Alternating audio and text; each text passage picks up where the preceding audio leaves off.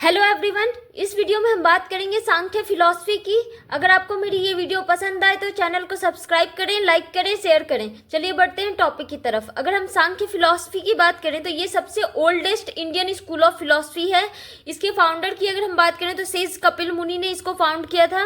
और जो कपिल मुनि है उन्होंने ही जो है सांख्य सूत्र लिखी है। और इस सांख्य करिका की अगर हम बात करें तो सांख्य करिका जो है लिखा है ईश्वर कृष्णा ने। अगर हम सांख्य टर्म की बात करें तो सांख्य टर्म जो है वो संस्कृत वर्ड से लिया गया है, जिसका मतलब होता है संख्या, नंबर, कैलकुलेशन या इन्यूमरेशन।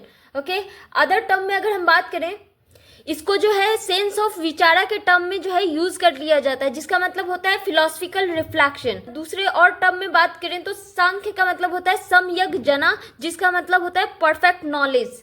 अगर अकॉर्डिंग टू गीता की बात करें तो गीता ने कहा है सांख्य और योगा जो है क्लोजली इंटर रिलेटेड और इंटरकनेक्टेड है। सांख्य जो है जहाँ philosophical and theoretical framework provide करता है, वहीं जो है योग फिलोसफी जो है वो प्रैक्टिकल एस्पेक्ट देती है। सांख्य फिलॉसफी को ही जो है डुअलिस्टिक रियलिज्म भी कहा जाता है। ये जो सांख्य फिलॉसफी है वो दो टाइप की जो है अल्टीमेट रियलिटीज को रिकॉग्नाइज करती है। पहला है पुरुष, दूसरी है प्रकृति। अगर हम पुरुष की बात करें तो पुरुष जो है सेल्फ है, सब्जेक्ट है, नोअर है और इटर्नल जो है रियलिटी है। ये प्योर कॉन्शियस है और इनएक्टिव है। वहीं अगर हम प्रकृति की बात करें तो ये इटर्नल है और अनकॉन्शियस है और एक्टिव है। और जो है हर चीज़ का कारण जो है अल्टीमेट कॉज जो है वो प्रकृति है। इसी को जो है प्रकृति को ही जो है प्रधाना, अनुमा या फिर जो है जदा या फिर अव्यक्ता भी कहा गया है। प्रकृति के 3 गुण होते हैं, सत्व, रजस और तमस। प्रकृति जो है स्टेट होती है इक्विलिब्रियम की इन तीनों गुणों की। और जो है गुणास का मतलब होता है क्वालिटी और एट्रीब्यूशन। अगर हम गुणास की ही बात करें तो ये 2 टाइप के में ट्रांसफॉर्म होता है। पहला है स्वरूप परिणामा और दूसरा है विरूप परिणामा। अगर हम स्वरूप परिणाम की बात करें तो ये होमोजीनियस चेंज होता है, मतलब change with in itself without disturbing other, मतलब दूसरे को बिना डिस्टर्ब किए जो है खुद के अंदर जो है चेंजेस करना। जैसे सत्व सत्व में चेंज होगा, रजस रजस में चेंज होगा, तब जो है उस चेंज को हम क्या कहते हैं, स्वरूप परिणाम। अगर हम विरूप परिणाम की बात करें तो हेट्रोजीनियस चेंज, मतलब ये सत्व जब रजस में चेंज होगा, मतलब एक दूसरे में चेंज जब होते हैं तब जो है विरूप परिणाम कहा जाता है। जैसे सत्व जो है रजस में चेंज हो जाए या रजस जो है सत्व में चेंज हो जाए, सत्व जो है तमस में चेंज हो जाए, तब उस चेंज को जो है विरूप परिणाम कहा गया है। अगर हम सत्व की बात करें तो ये रिप्रेजेंट करता है purity, light, harmony, wisdom, goodness, Joy, illumination को। और वहीं जो है रजस की अगर हम बात करें तो activity, passion, movement, action, energy, desire, ambition, restlessness और एग्रेशन को जो है ये रिप्रेजेंट करता है। वहीं तमस जो है inertia, darkness, ignorance, dullness, laziness, drowsiness, obstruction और हैवीनेस को रिप्रेजेंट करता है। मतलब टोटल अपोजिट जो होता है सत्व का होता है। वहीं जो है सत्व जो है व्हाइट कलर को रिप्रेजेंट करता है, रजस जो है रेड कलर को रिप्रेजेंट करता है और जो तमस है वो ब्लैक कलर को रिप्रेजेंट करता है। अगर हम 3 गुणास की बात करें तो ये सभी वर्ल्ड के सभी ऑब्जेक्ट में प्रेजेंट होते हैं। लेकिन कोई भी जो है अकेला प्रेजेंट नहीं होता है, ऑलमोस्ट तीनों ही जो है प्रेजेंट होते हैं। और ये हो सकता है कि एक गुण जो है 2 गुणों पे को डोमिनेट करे। जैसे सत्व जो है रजस और तमस को डोमिनेट करे तो उस टाइम पे जो है सत्व की क्वालिटी उस इंडिविजुअल में या उस ऑब्जेक्ट में देखने को मिलेगी। उसी तरीके से अगर रजस की क्वालिटी डोमिनेट करेगी तो उस टाइम पे रजस की जो कैरेक्टरिस्टिक्स हैं, क्वालिटी है, वो देखने को मिलेगी। अब हम सांख्य थ्योरी ऑफ इवोल्यूशन की बात करेंगे। इसके अंदर अगर हम बात करें तो 25 मेटाफिजिकल कैटेगरीज इंक्लूड है, एलिमेंट इंक्लूड है। पहला है पुरुष, दूसरा है प्रकृति। अगर हम पुरुष की बात करें तो ये नाइदर कॉज है नॉर इफेक्ट है और इनएक्टिव है। वहीं प्रकृति की अगर हम बात करें तो हर चीज़ का अल्टीमेट कॉज जो है वो प्रकृति है, किसी भी इवोल्यूशन के होने का। अब अगर हम देखें तो जब पुरुष जब पुरुष और प्रकृति में जो है इंटरकनेक्शन या फिर जो है रिलेशन देखने को मिलता है या फिर नियरनेस देखने को मिलता है, तब जाके जो है नया इवोल्यूशन यूनिवर्स में जो है नया इवोल्यूशन होता है। अगर हम फर्स्ट प्रोडक्ट ऑफ इवोल्यूशन की बात करें तो महत जो है फर्स्ट प्रोडक्ट ऑफ इवोल्यूशन है, जो कि पुरुष और प्रकृति से मिलकर बना है, और महत से जो है अहंकार बना है। अगर हम महत की बात करें तो ये फर्स्ट प्रोडक्ट ऑफ इवोल्यूशन है, जिसको बुद्धि और इंटेलेक्ट भी कहा गया है। या कॉन्शियस बुद्धि या जो महत है वो कॉन्शियस इन इट्स नेचर भी है। अगर हम देखें अहंकारा की, तो अहंकारा जो है वो महत से बना है। सो महत जो हो गया वो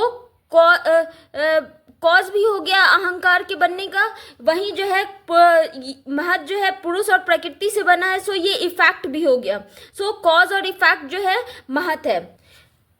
वहीं अगर हम अहंकारा की बात करें तो अहंकारा को ईगो या कॉन्शियसनेस भी कहते हैं। और इसके टाइप की अगर हम बात करें तो सत्व अहंकारा, रजस अहंकारा और तमस अहंकारा। अगर हम सत्व अहंकारा की बात करें तो सत्व अहंकारा से जो है मनस बना है, और जो है उसके बाद जो है इंद्रियाज ऑफ कॉग्निशन या ज्ञानेंद्रिया या ज्ञानेंद्रिया भी जिनको कहा जाता है वो बने हैं 5, और 5 जो है इंद्रियाज ऑफ एक्शन या कर्मेंद्रिया बने हैं। अगर हम मनस को माइंड भी कहा जाता है, ठीक है। वहीं पे अगर हम देखें इंद्रियाज ऑफ कॉग्निशन या ज्ञानेंद्रिया की, तो ये 5 सेंस ऑर्गन हम कह सकते हैं, जैसे आई, ईयर, नोज, टंग, स्किन। यहाँ पे अगर हम बात करें तो जो सेंस ऑर्गन है वो ईयर नहीं है, बल्कि जो हियरिंग की पावर है वो जो है सेंस ऑर्गन यहाँ पे है, ठीक है। सो उसी तरीके से जो है टंग यहाँ पे कोई जो सेंस ऑर्गन नहीं है या इंद्रियाज ऑफ कॉग्निशन नहीं है, बल्कि जो है टंग की जो टेस्ट करने की एबिलिटी है वो जो है सेंस ऑर्गन है। नेक्स्ट अगर हम बात करें तो इंद्रियाज ऑफ एक्शन एंड कर्मेंद्रिया, इंद्रियाज ऑफ एक्शन भी 5 है। हैंड, अगर हम इंद्रियाज ऑफ एक्शन और कर्मेंद्रियां भी जो है 5 है। पहला है hand, feet, speech, organ of excretion जिसे एनस कहा जाता है, ऑर्गन ऑफ जनरेशन रिप्रोडक्शन के जो ऑर्गन होते हैं वो, ये तीनों जो हैं वो सत्व अहंकारा से बने हैं। अगर हम रजस अहंकारा की बात करें तो रजस अहंकारा से कुछ फर्दर जो है नहीं क्रिएट हुआ है। वहीं तमस अहंकार की बात करें तो इससे जो है फर्दर जो है तन्मंत्रास बने हैं, जिसको सब्टल एसेंसेस भी कहते हैं। और तन्मंत्रास की अगर हम बात करें तो पहला है साउंड, जिसको हम शब्द कहते हैं, टच, स्पर्श हो गया, फॉर्म, रूप, फ्लेवर की अगर हम बात करें तो टेस्ट और रस, और जो है स्मेल और गंध। ये जो 5 जो तन्मंत्राज है, तन्मंत्राज से जो है महाभूताज निकल कर आए हैं। अगर महाभूताज भी जो है 5 होते हैं, ग्रॉस बॉडीज जिनको कहा जाता है, वायु, एयर, अग्नि, फायर, जल, वाटर, आकाश, इथर, और पृथ्वी, अर्थ। अगर हम ओवरऑल बात करें तो ये थी theory of evolution Sankhya philosophy की। अब हम बात करेंगे एपिस्टेमोलॉजी की। अगर हम एपिस्टेमोलॉजी की बात करें तो द स्टडी ऑफ नॉलेज को जो है एपिस्टेमोलॉजी कहा जाता है। और जो है सांख्य फिलॉसफी जो है 3 independent source of valid knowledge को मानती है। पहला है परसेप्शन, जिसे प्रत्यक्ष कहा गया है, दूसरा है इन्फरेंस, अनुमान, तीसरा है वर्बल टेस्टिमनी। इन तीनों से जो भी नॉलेज मिलती है वो जो है वैलिड नॉलेज होती है।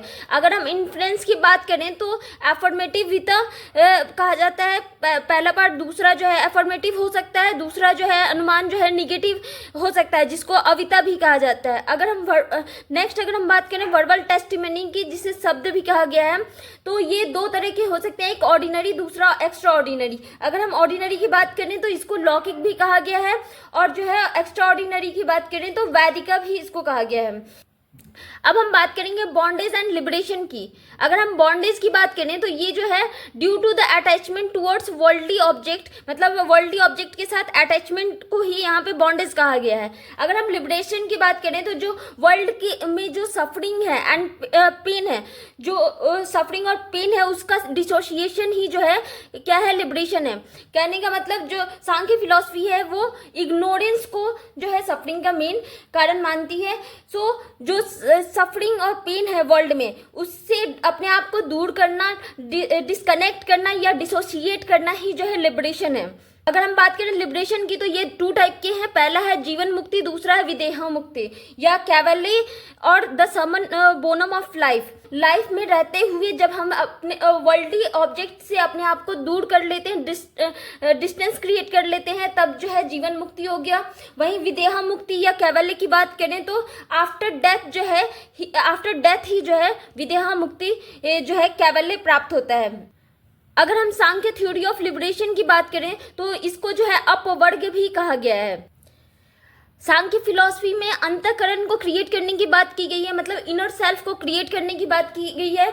अगर हम इनर सेल्फ की बात करें, सांख्य फिलॉसफी में अंतःकरण की बात करें तो ये जो है बनता है मनस माइंड, फिर जो है महत बुद्धि और इंटेलेक्ट, और जो है अहंकारा ईगो। इन तीनों के मिलने से जो है इनर सेल्फ इंडिविजुअल का बनता है, या किसी भी इंडिविजुअल का जो इंटरनल जो इनर सेल्फ है या अंतःकरण है वो जो है क्रिएट होता है।